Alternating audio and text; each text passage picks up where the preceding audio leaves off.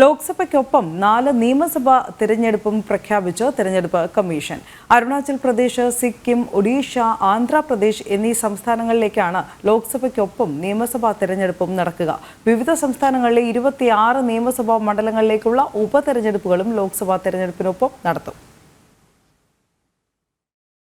വടക്കുകിഴക്കൻ സംസ്ഥാനങ്ങളായ അരുണാചൽ പ്രദേശിലും സിക്കിമിലും ഏപ്രിൽ 19-ന് ഒറ്റഘട്ടമായാണ് നിയമസഭാ തെരഞ്ഞെടുപ്പ് നടക്കുന്നത്.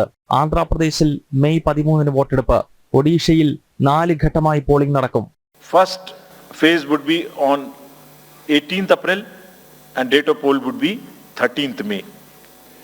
Fifth phase में होगा second phase of the Assembly of Odisha 26th April and 20th May. Then sixth phase and seventh phase also, Odisha would have the assembly elections. Sixth phase being on 29th April and 25th May elections.